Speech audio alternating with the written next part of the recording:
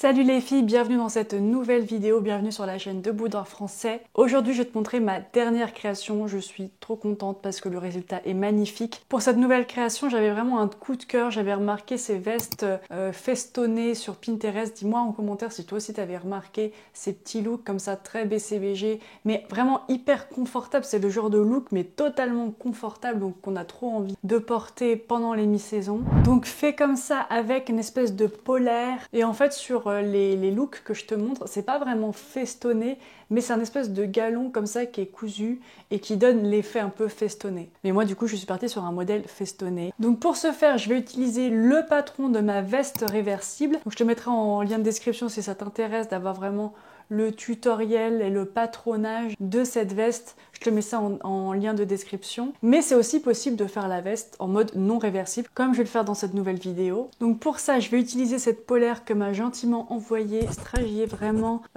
la qualité, mais de dingue quoi. Vraiment, c'est vraiment... Je peux mettre mon corps au contact de la polaire, ça gratte pas du tout. C'est vraiment, vraiment la qualité. Je recommande ce tissu. Je vous mettrai la référence aussi en description du tissu que j'ai utilisé parce que vraiment la qualité est topissime. Il me reste quelques chutes comme vous pouvez voir. J'essaierai peut-être de faire la même veste pour ma fille, on verra. Je trouve que le gris c'est vraiment, ça peut se porter aussi bien avec un jean gris un petit peu pour un style un peu sportswear chic ou alors vraiment avec un pantalon de la même matière pour un côté bout classe, chic, mais sans en faire trop. Pour la doublure, je voulais partir sur un Vichy gris et noir, mais je trouvais pas le tissu que je voulais là où j'habite et j'avais pas envie de payer des frais de livraison juste pour un tissu, une doublure. Donc je dis bon allez, je vais voir ce que je trouve dans les magasins autour de moi. Donc j'ai acheté ce tissu, voilà, ce coton à carreaux, qui a un effet un petit peu comme ça. Je trouve que les deux ensemble, ça garde ce côté un peu veste d'automne, veste un petit peu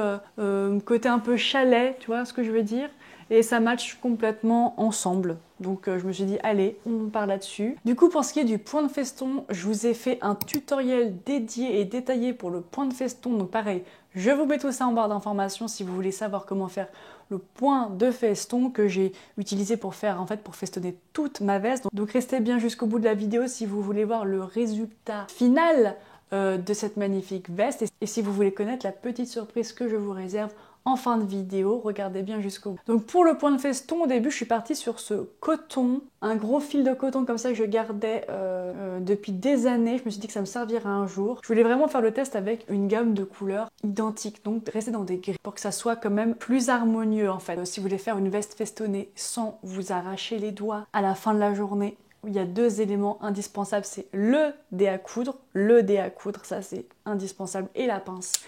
Une pince parce que vous allez voir que l'aiguille va être vraiment dure à tirer, donc ça va vous aider juste à sortir l'aiguille. Ça on utilise très souvent dans les ateliers de couture, quand on travaille sur des jeans, quand on travaille sur du cuir, vraiment quand en fait on galère à sortir l'aiguille.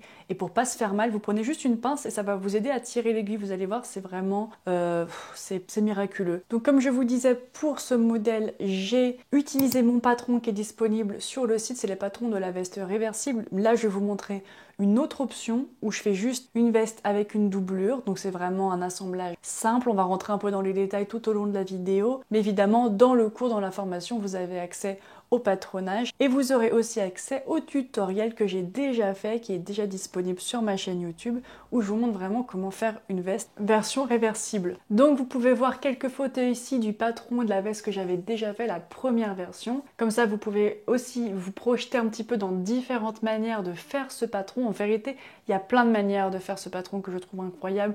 Vous pouvez même ajuster la hauteur, version longue, version courte, bref, en jean, en polaire, en tissu matelassé. La prochaine version, je la ferai dans un matelassé. Donc vraiment, ouvrez votre esprit pour cette veste. Moi, j'ai adoré faire cette version beaucoup plus chic et je vous montre le résultat à la fin de la vidéo.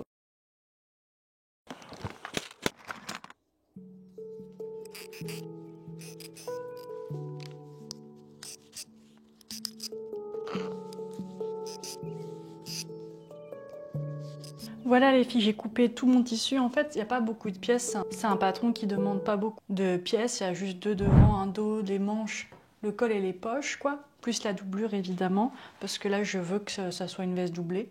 Alors, je savais pas trop si j'allais thermocoller ma polaire, je ne savais pas comment ça allait réagir. Donc j'ai pris le parti de ne pas thermocoller. Donc vu qu'il y a une doublure, j'espère que la doublure va apporter un peu de maintien à la veste tout en gardant quand même cette espèce de souplesse. Donc pareil, les poches, je les ai coupées. Je verrai à la fin où est-ce que je les place dans ma veste. Et donc pour l'assemblage de la veste, pour cette veste là, je vais coudre la doublure et le tissu principal à part comme pour n'importe quel vêtement. Donc je vais commencer de manière assez basique en fait, en assemblant les épaules. Je vous montre, hein, comme ça vous comprenez comment je vais faire. Et vous pourrez le faire la même à la maison, parce que c'est vraiment mais d'un basique. Donc je vais commencer par assembler les épaules, couture ouverte tout simplement. Donc une fois que j'aurai assemblé le dos avec le devant, les deux dos évidemment, au niveau de la ligne d'épaule, que j'aurai bien repassé, sans détendre, parce que là je vois que ma polaire c'est un tissu qui a tendance un peu à se détendre, donc surtout quand vous avez des tissus comme ça un peu extensibles, surtout vous ne détendez pas, vous tirez jamais sur vos coutures, sinon ça les détend. Donc, sauf exception. Et une fois que ce sera fait, je vais assembler ici ma manche en une seule ligne. Donc vous voyez, c'est quand même pas compliqué.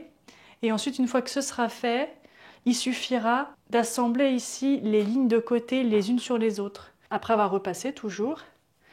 Et on assemblera d'un seul trait, d'une seule couture, en imaginant que là, évidemment, c'est cousu maintenant. Vous assemblerez ici la ligne de côté, endroit contre endroit. Comme ça, lorsque vous retournerez, vous aurez une couture propre. Bon, la polaire, c'est un tissu qui ne s'effiloche pas, il n'y a pas besoin de surfiler, il n'y a rien besoin de faire. Donc voilà, et vous faites pareil sur la doublure. Donc vraiment, en termes d'assemblage, c'est vraiment facile. Ici, lorsque j'aurai fait ma couture, dans mon manchure, il faudra bien coucher et ne pas ouvrir la couture, il faudra la coucher. Je vais venir coudre déjà tous ces éléments, la doublure, et on se retrouve après.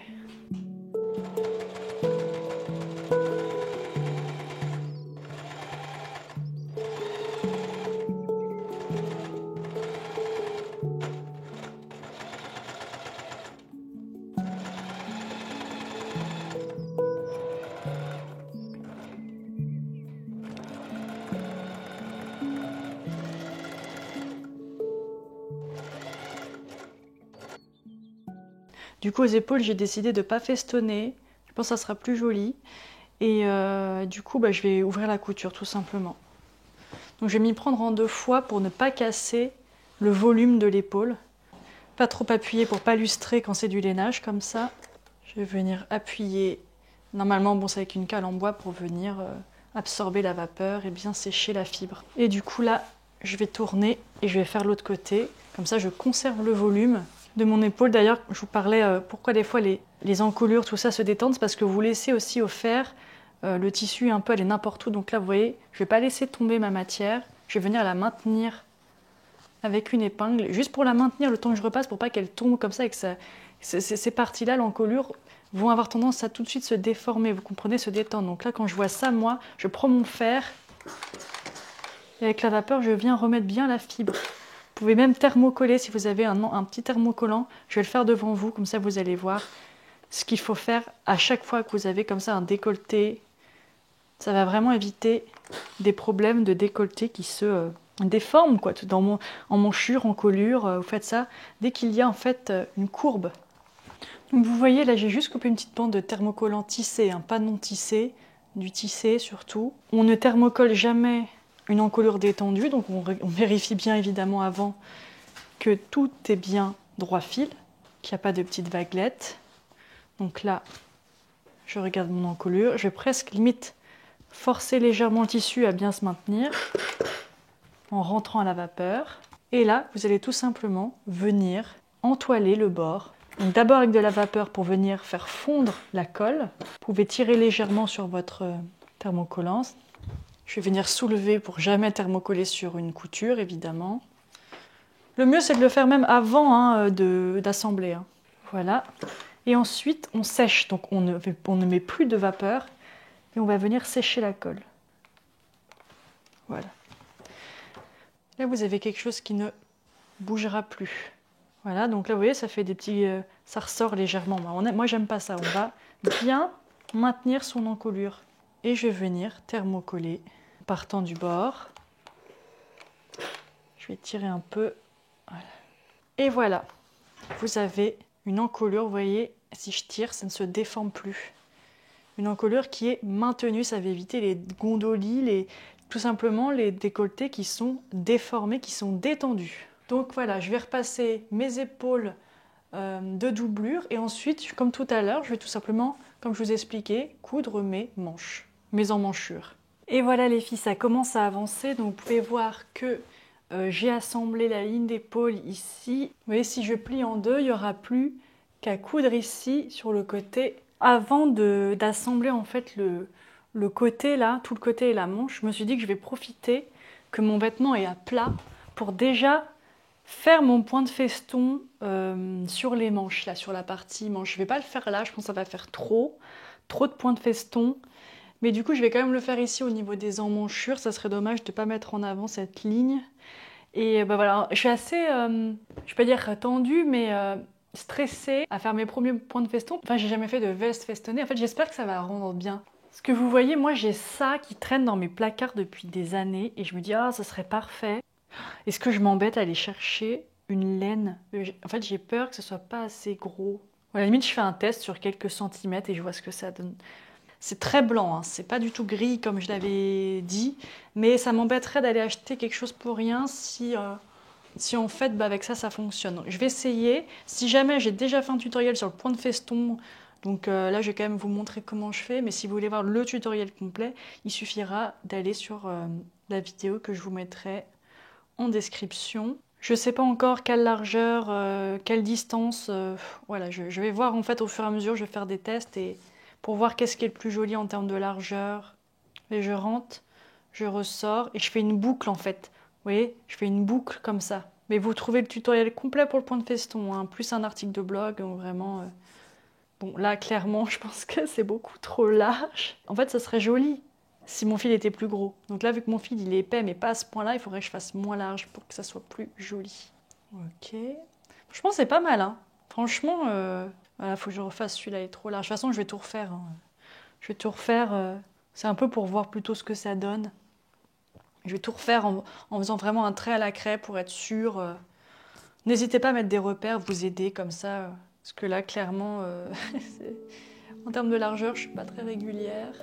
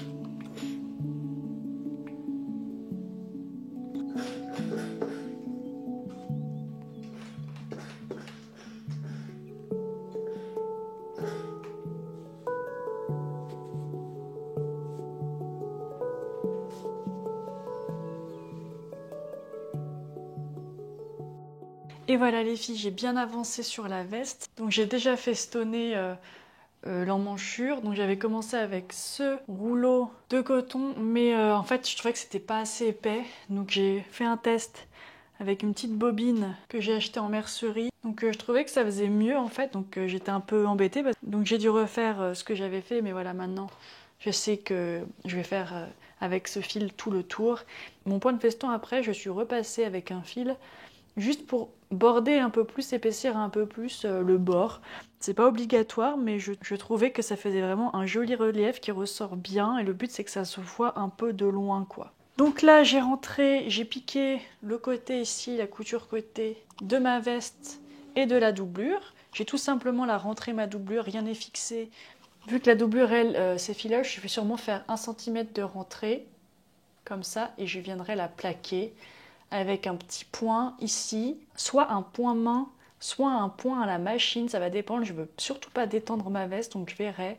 Des fois vous êtes un peu réticente à faire des points main, alors qu'en vérité déjà c'est très méditatif, je trouve que ça détend, et en plus c'est parfois mieux adapté que de vouloir tout faire à la machine. C'est parfois mieux, on maîtrise mieux sa matière à la main.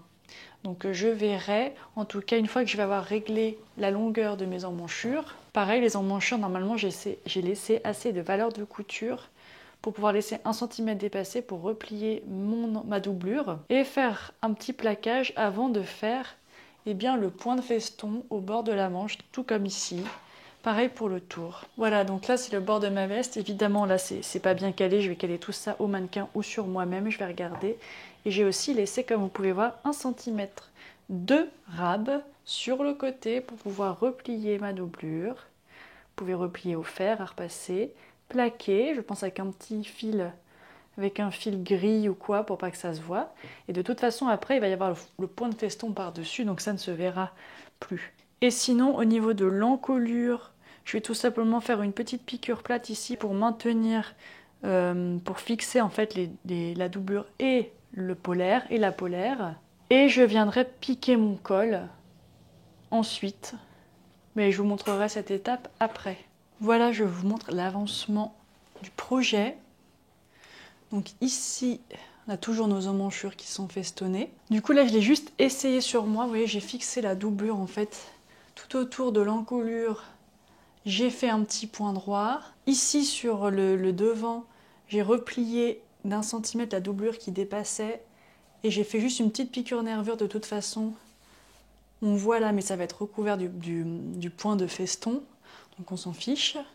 Comme ça, c'est bien maintenu. Du coup, j'ai mis la veste directement sur moi pour régler les manches directement bien sur moi par rapport à ma préférence. Donc je vous invite à le faire toujours avec vos patrons. Hein. Vous ne faites pas l'ourlet de manche comme ça, tête baissée, avant d'essayer de voir en fait la longueur de manche qui vous convient. Donc moi, j'ai juste mis des épingles ici pour régler la longueur des manches. Et je laisserai 2 cm de plus la doublure pour la rabattre et pour être sûr en fait que la doublure de manche ne fasse pas un défaut et ne retienne pas la manche. Donc en général, il faut laisser au moins en général, on laisse 2 cm de plus de longueur de doublure ou au niveau de l'emmanchure. Donc vous voyez, le col, c'est tout simplement cette pièce-là qu'on va venir plier en deux. Je pense que je vais thermocoller le col pour le coup, pour qu'il y ait un bon maintien, qu'on va venir plier en deux et qu'on va venir y coudre à ce niveau-là. Évidemment, les explications pour la couture du col, vous les retrouvez dans le tutoriel de la veste réversible.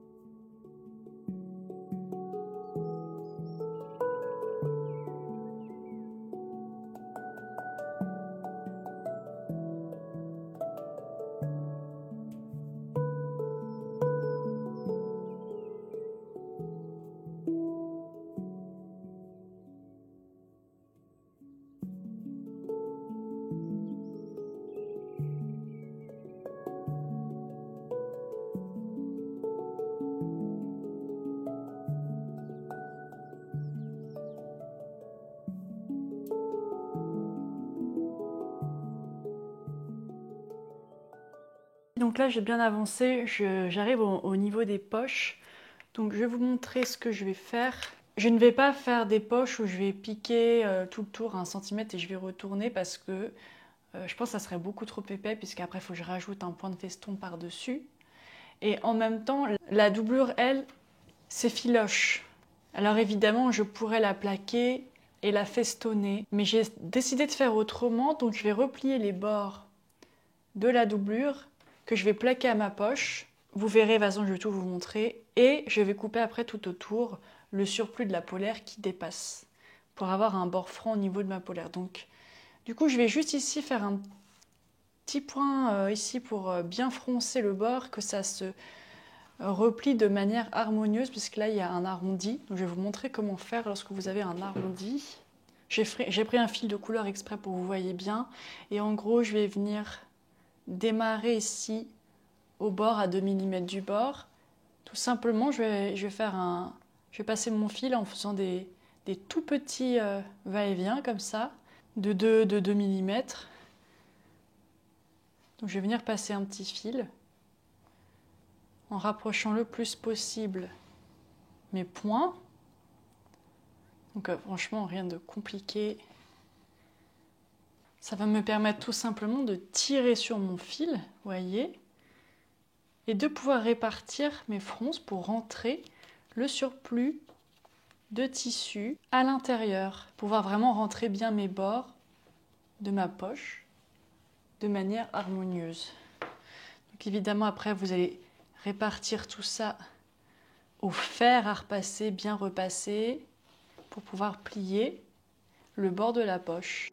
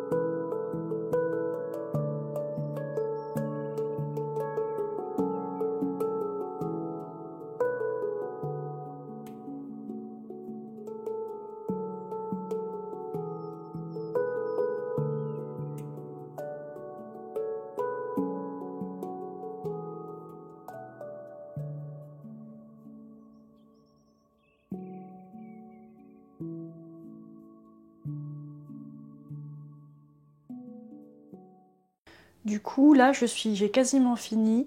Je suis en train de repasser mon fil au niveau de mon point de feston pour en fait créer une jolie petite torsade près du bord pour que le bord soit plus voilà, épais et harmonieux. Je ne sais pas si on voit bien la différence entre là où je suis passée une deuxième fois avec mon fil et là où je ne suis pas encore passée. Et je trouve qu'en fait, ça crée un bord un peu plus épais avec une jolie torsade. Moi, je trouve ça plus joli en fait. De toute façon, avec les photos à la fin, vous verrez mieux. Ça fait un peu comme une tresse en fait. Ça fait comme une jolie tresse au bord. Et du coup, ça harmonise un petit peu le bord, ça l'épaissit et du coup, moi, je trouve que c'est plus joli. Comme ça, les endroits où on pourrait voir un peu la doublure qui dépasse, bah là, ça corrige ce défaut. Je trouve que ça harmonise et ça épaissit le bord.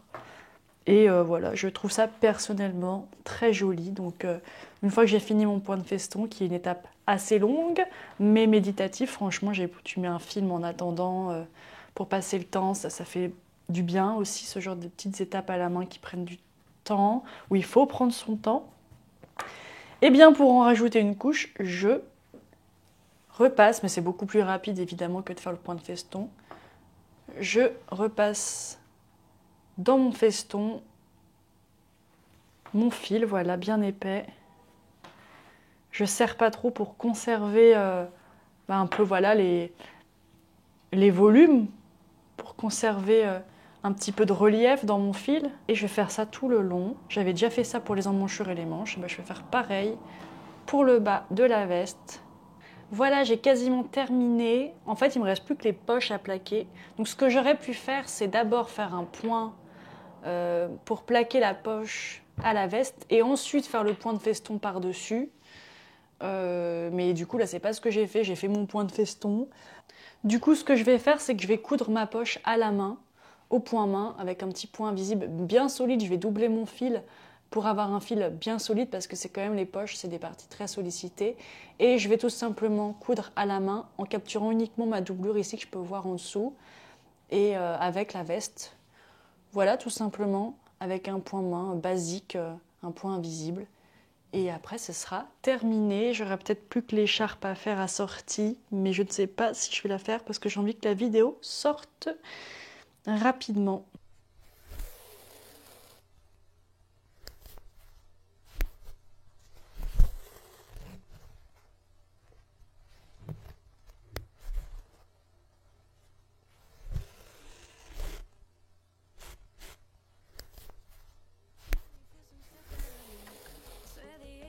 She was laughing at me.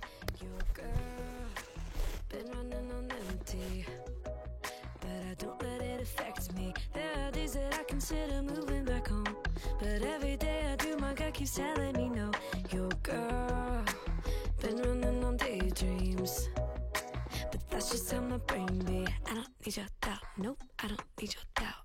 Hey, just chill, I got all the time to kill. Yeah, I got good vibes, good vibes.